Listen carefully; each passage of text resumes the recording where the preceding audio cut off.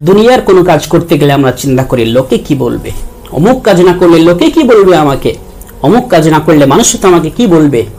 এই লজ্জায় আমরা কষ্ট করে হলেও দুনিয়ার সে সামঞ্জস্যতা বজায় রাখার জন্য আমরা মানুষের সঙ্গে কাঁধে কাঁধ মিলিয়ে চলার চেষ্টা করি, কিন্তু একবারও ভাবি না নামাজ না পড়লে আল্লাহ কি বলবে, রোজা না রাখলে আল্লাহ কি বলবে, টাকা থাকা সত্ত্বেও হজ না করলে আল্লাহ কি বলবে, যাকাত না দিলে আল্লাহ কি বলবে, দাড়ি না রাখলে আমার রাসূল আমার আল্লাহ কি বলবে।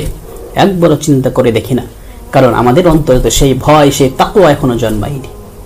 আল্লাহ তাআলা বলছেন, বান্দারে তুই মুসিবতে পড়বি, তুই কষ্টে পড়বি, দুঃখে থাকবি, আমি আল্লাহ রব্বুল আলামিন উদ্ধারের দায়িত্ব আমার, আমি আল্লাহ রব্বুল আলামিন উদ্ধার করব, কিন্তু শর্ত একটাই, ওয়া মাইয়াত্তাকিল্লাহা ইয়াজআল লাহু মাখরাজা। যার অন্তরে আল্লাহর তাকওয়া থাকবে আল্লাহ রব্বুল আলামিন তাকে কি করবেন, সমস্ত রকম পেরেশানি থেকে বের হওয়ার রাস্তা বের করে দিবেন। আল্লাহ রব্বুল আলামিন তার অনুসারীদেরকে তার অনুগামীদেরকে কখনো তিনি অসহায় অবস্থায় ছাড়েন না, তিনি সবসময় তাদের সাপোর্ট করেন, তিনি সবসময় তাদের সাহায্য করেন। অতএব আমরাও তো আল্লাহর রাসূলের অনুগামী, কিন্তু আমাদের সাহায্য কেন আসছে না? কারণ একটাই, আমাদের অন্তরে সেই তাকওয়া এখন আসেনি, সেই তাকওয়া এখনো জন্মায়নি যে আল্লাহ রব্বুল আলামিন তিনি সব করতে পারেন, সমস্ত কিছুর তিনি মালিক। এই তাকওয়া, এই ভয়, এই বিশ্বাসটা অন্তরে এখন আমরা আনতে পারিনি, যার কারণে তো আল্লাহর সাহায্য আমরা পাচ্ছি না। আপনারা জানেন ফিরআউন যখন বনি ইসরাঈলদেরকে কি করেছিল, তাদেরকে গোলাম দাস বানিয়ে যখন কি করেছিল, তাদের উপর অন্যায় অত্যাচার করত, আল্লাহ রব্বুল আলামিন মুসা আলাইহিস সালাতু ওয়াস সালামকে পাঠালেন, যাও মুসা তাদেরকে নিয়ে তুমি রাতারাতি বেরিয়ে যাও। হযরত মুসা আলাইহিস সালাতু ওয়াস সালাম রাতারাতি তাদেরকে নিয়ে বেরিয়ে পড়লেন। সামনে আসলো নদী, পেছনে ফিরআউনের সৈন্য সামন্ত লস্কর, সামনে নদী, পার হওয়ার রাস্তা নাই, পার হওয়ার কোনো ব্যবস্থা নাই। তারা কি বলল, হে মুসা তোমার কথা শুনে আমরা ফেসে গেছি।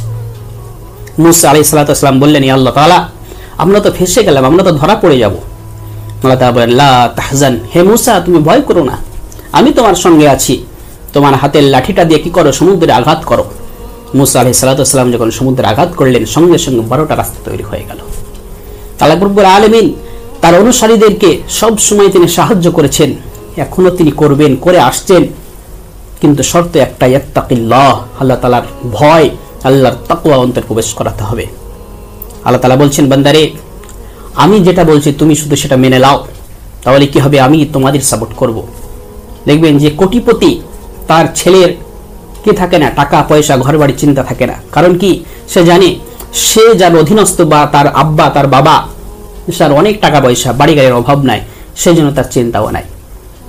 অতএব যদি কোটিপতির ছেলে টাকা পয়সা নিয়ে চিন্তা না থাকে, তাহলে আমরা তো এমন মালিকের গোলাম, এমন রবের গোলাম, এমন রবের অনুসারী, যিনি তো সমস্ত কিছুরই অধিকারী, যিনার কন্ট্রোলে সব কিছু রয়েছে, তারপরেও আমরা এত চিন্তিত কেন?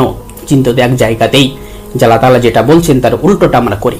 আল্লাহ তাআলা বলছেন, বান্দারে নামাজ পড়, আমরা বলছি আমরা নামাজ পড়বো না, ডেলি দিন 5 ওয়াক্ত পড়বো না, আমরা সপ্তাহে একদিন পড়বো, বছরে একবার দুবার পড়বো, তাই নাকি? এইরকমটা আমরা বলি। আল্লাহ তাআলা বলছেন যাকাত দাও, আমরা বলছি যাকাত দিব না। টাকা থাকলে হজ কর, আমরা বলছি বেকার অত টাকা খরচ করে হজ করার কি দরকার? তাহলে আমরা আল্লাহর একটা কথা শুনবো না, আমরা আল্লাহর সঙ্গে প্রত্যেক দিন বিদ্রোহ ঘোষণা করব, এবং শেষে বলবো আমরা যে আল্লাহ আমাদের সাহায্য কেন করে না, কেন করবে?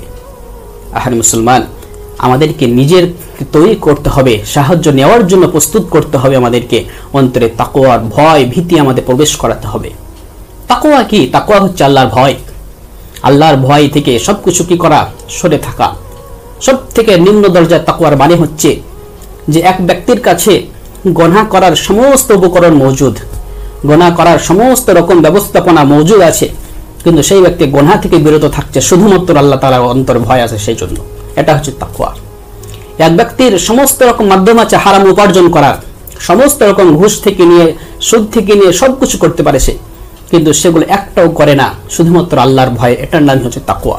তো এই জিনিসটা যখন আসবে আমাদের অন্তরে, যে আল্লাহ রব্বুল আলামিন তিনি দেখছেন, তিনি কি বলবেন, তিনি হিসাব চাইলে আমি কি হিসাব দিব, এই তাকওয়া যখন আসবে আমাদের অন্তরে, তখন আমরা প্রত্যেকেই সচ্চা পাক্কা মুমিন এবং মুমিন বান্দার রূপে রূপান্তরিত হব, এবং আল্লাহ রব্বুল আলামিনের সাহায্য অবশ্যই আসবে ইনশাআল্লাহ।